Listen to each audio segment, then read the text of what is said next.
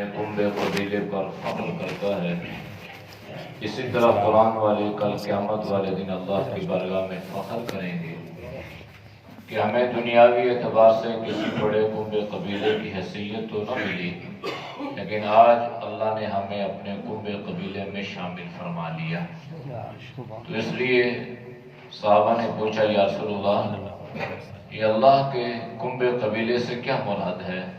تو فرمایا کہ جو دنیا میں اللہ کا قرآن پڑھتا ہے، اللہ کا قرآن سیکھتا ہے، اللہ کے قرآن کی تلاوت کرتا ہے، اللہ کے قرآن سے محبت کرتا ہے، تو گویا یہ ایسا ہے جیسا کہ یہ اللہ کا کنبہ قبیلہ ہے، اس کو اس طرح کی حیثیت حاصل ہے۔ اس لیے جتنا ممکن ہو کوشش کریں کہ ہم بھی قیامت کے دن اللہ کے کنبے قبیلے میں شامل ہو جائیں۔ تو ہر مسلمان کو قرآن والا بننا چاہیے، اور ہماری پہچان بھی یہی ہے کہ ہم قرآن والے ہیں۔ تو قرآن والے کیسے بنیں گے؟ قرآن والے ایسے بنیں گے کہ ہم قرآن کریم کی تلاوت کا اہتمام کریں، اور جس قدر ممکن ہو ہم اس کو ترجمے کے ساتھ اور اس کی تشریح کو سیکھنے کی کوشش کریں۔ اگر ہم قرآن نہیں پڑھیں گے، قرآن کی تلاوت نہیں کریں گے، قرآن کو نہیں سیکھیں گے، تو یاد رکھنا نبی کریم صلی اللہ علیہ وسلم نے ارشاد فرمایا، پھر دنیا کی کوئی طاقت تمہیں فتنوں سے نہیں بچا سکے گی، تم فتنوں کا، ذلت اور ضلالت کا شکار ہو جاؤ گے۔ اگر ذلت، ضلالت سے، گمراہی سے اور فتنوں سے بچانے کا کوئی طریقہ ہے تو اللہ کے نبی نے فرمایا کہ وہ اللہ کا قرآن ہے۔ ایک حدیث میں اللہ کے نبی نے فرمایا کہ یاد رکھنا تمہارے جو دل ہے نا، دل، ان دلوں کو بھی زنگ لگتا ہے جس طرح لوہے کو زنگ لگتا ہے۔ تو اللہ کے نبی نے فرمایا کہ یا رسول اللہ صلی اللہ علیہ وسلم، جب صحابہ نے پوچھا کہ اس کی صفائی ستھرائی کیسے ہوگی؟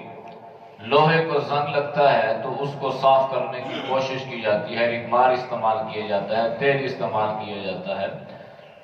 تو اللہ کے نبی نے فرمایا کہ یاد رکھنا دلوں کے صفائی اور ستھرائی یہ ہے کہ موت کو کثرت سے یاد کیا کرو، اور تلاوت القرآن، اور اللہ کے قرآن کی تلاوت کیا کرو۔ اگر اللہ کے قرآن کی تلاوت کریں گے تو پھر اللہ دلوں کی حفاظت فرمائے گا، اور ہمارے دل زنگ آلودہ نہیں ہوں گے۔ جب دل زنگ آلودہ ہوتا ہے تو پھر نقصان کیا ہے؟ پھر نقصان یہ ہے کہ اس میں کینہ پیدا ہوتا ہے، اس میں بغض پیدا ہوتا ہے، اس میں حسد پیدا ہوتی ہے، اس میں جلن پیدا ہوتی ہے۔ اس لیے آج ہمارے معاشرے میں یہ ساری بیماریاں، یہ ساری مہلک بیماریاں پائی جاتی ہیں۔ حسد ہے، کینہ ہے، بغض ہے، حسد ہے، ایک دوسرے کی نفرت ہے، تو یہ دل زنگ آلودہ ہے۔ اگر دل زنگ آلودہ نہ ہو تو پھر ہمارے دلوں میں ایک دوسرے کی محبت پیدا ہوگی، ایک دوسرے کا ادب و احترام پیدا ہوگا۔ تو اس لیے کوشش ہمیشہ کرنی ہے کہ جس قدر ممکن ہو اللہ کے قرآن کے ساتھ جڑنا ہے، تاکہ ہم اہل اللہ بن جائیں، ہم قرآن والے بن جائیں۔ تو یہ سورۃ البقرہ جو ہے، یہ اگرچہ مدنی سورت ہے، اس کا نزول مدینہ میں ہوا، لیکن اس میں اللہ نے احکامات کو بیان فرمایا ہے۔ جس طرح جہاد کا ذکر ہے، قتال کا ذکر ہے، اسی طرح کچھ شرعی احکامات کا بھی ذکر اللہ نے اس صورت میں بیان فرمایا ہے۔ اس صورت میں عمومی طور پر اللہ نے بنی اسرائیل کا ذکر فرمایا ہے۔ بنی اسرائیل ایک قوم تھی، حضرت یعقوب علیہ السلام کا لقب ہے۔ تو حضرت یعقوب علیہ السلام کی جو قوم ہے یہ بنی اسرائیل کہلائی ہے۔ بنی اسرائیل پر اللہ نے بڑا فضل فرمایا۔ اس کے فضل کی سب سے بڑی دلیل یہ ہے کہ اللہ نے بنی اسرائیل کی ہدایت کے لیے 18,000 انبیاء علیہ السلام کو بھیجا، لیکن یہ قوم بڑی ضدی تھی، یہ بہت نافرمان اور اللہ کی باغی قوم تھی۔ انبیاء علیہ السلام کے ساتھ مقابلے میں آنے والی قوم تھی، ناشکری قوم تھی اور بے صبری قوم تھی۔ حالانکہ اللہ نے اس قوم پر بڑا انعام، بڑا اکرام، بڑا فضل فرمایا، اور یہاں تک کہ اللہ نے اس قوم کے لیے آسمانوں سے کھانوں کا نزول فرمایا۔ حضرت موسیٰ علیہ السلام کی قوم پر بھی، حضرت عیسیٰ علیہ السلام کی قوم پر بھی اللہ نے بے شمار نعمتیں انہیں عطا فرمائی اور آسمانوں سے من و سلوہ نازل فرمایا۔ لیکن اللہ کا ایک ضابطہ اور ایک دستور یہ ہے کہ جس قوم کو اللہ کوئی نعمت عطا فرمائی اور وہ قوم اس نعمت کی قدر نہ کرے تو اللہ اس سے اس نعمت کو چھین لیتا ہے۔ بے قدروں کو اللہ نعمت نہیں عطا کرتا، وقت دیتا ہے، مہلت دیتا ہے، صبر جائیں، لیکن اگر وہ صبر اور شکر سے زندگی نہیں گزاریں گے تو پھر اللہ ان سے اس نعمت کو سلب کر لیتا ہے۔ بنی اسرائیل کو اللہ نے نعمت عطا فرمائی، انبیاء علیہ السلام بھیجے، لیکن قوم نے بڑی بے صبری اور بڑی ناشکری کا مظاہرہ کیا۔ پہلا نقصان یہ ہوا کہ اللہ نے بنی اسرائیل سے نبوت کو چھین لیا۔ آپ صلی اللہ علیہ وسلم آخری نبی دنیا میں تشریف لائے تو آپ بنی اسرائیل میں سے نہیں تھے، اللہ نے آپ کو بنی اسماعیل میں سے بھیجا، آپ حضرت اسماعیل علیہ السلام کی اولاد میں سے تھے۔ تو پہلا نقصان تو یہ ہوا، اور دوسرا نقصان یہ ہوا کہ بنی اسرائیل پر سے اللہ نے جتنی نعمتیں انہیں عطا فرمائی تھی اللہ نے ان سے ان نعمتوں کو چھین لیا، وہ نعمتیں ان سے سلب کر لی گئی، اس وجہ سے کہ وہ قوم بے صبری تھی اور ناشکری تھی۔ یہ صبر اور شکر جو ہے نا، یہ دونوں لازم ملزوم ہے۔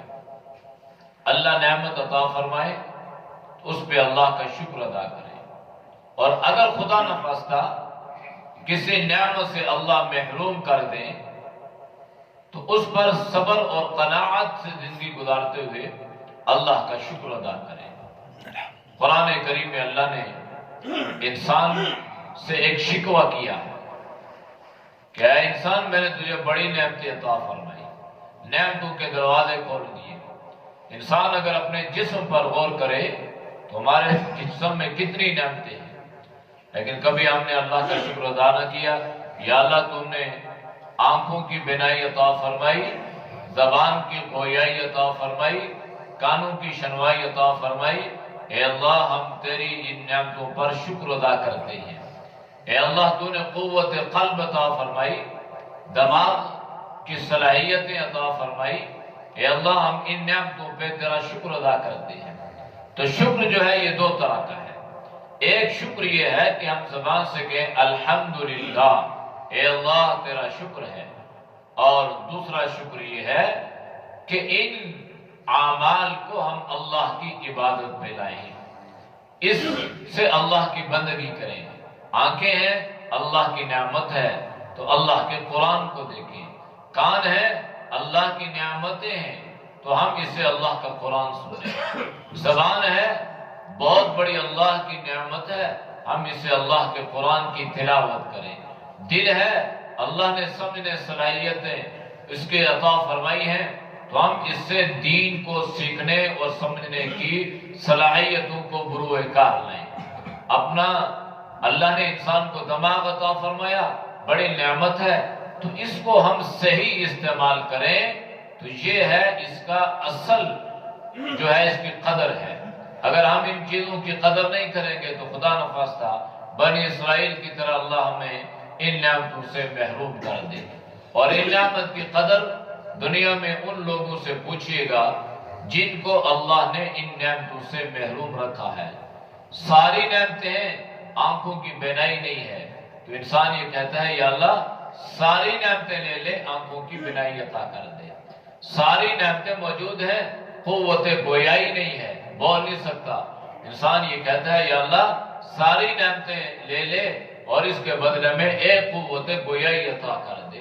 تو ہر نعمت کی قدر اپنی اپنی جگہ پہ، ہر نعمت کی اہمیت اپنی اپنی جگہ پہ۔ تو یہ جو بنی اسرائیل ہے اللہ نے ان کو بڑا ڈرایا، یہاں تک کہ آخرت کا ذکر فرمایا کہ اے بنی اسرائیل تم ڈرو، ایسا وقت آئے گا کہ وَاتَّقُوا يَوْمَ لَا تَجْزِي نَفْسٌ عَن نَفْسٍ شَيْئًا، کہ کوئی انسان کسی دوسرے انسان کے کام نہیں آ سکے گا۔ دنیا میں انسان ایک دوسرے کی مدد کرتا ہے، ایک دوسرے کے کام آتا ہے، ایک دوسرے کی ہیلپ کرتا ہے، ایک دوسرے کو مشکلات سے نکالنے کی کوشش کرتا ہے، لیکن کل آخرت کا دن اتنا غضبناک اور ناک دن ہوگا کہ فرمایا کہ کوئی کسی کے کام نہیں آ سکے گا۔ لہذا اپنے آپ کو بچاؤ اور اللہ کی فرمانبرداری کرو اور انبیاء علیہ السلام کی اتباع کرو۔ لیکن بنی اسرائیل نے اتباع نہ کی اور انہوں نے انبیاء علیہ السلام کی تعلیمات کو ٹھکرا دیا، تو اللہ نے ان سے دنیاوی نعمتوں کو بھی چھین لیا اور اللہ نے ان کو اخروی نعمتوں سے بھی محروم کر دیا۔ اس لیے اللہ نے ہمیں جو نعمتیں عطا فرمائی ہیں، ان نعمتوں کا تقاضا یہ ہے کہ ہم زبان سے بھی اللہ کا شکر ادا کریں تاکہ وہ نعمت بڑھتی رہے، اور ہم اس نعمت کی اعمال کے ذریعے سے بھی، استعمال کے ذریعے سے بھی قدر کریں تاکہ اس نعمت کا حقیقی شکر ادا ہو سکے۔ اللہ ہم سب کو اس پر عمل کی توفیق نصیب فرمائے۔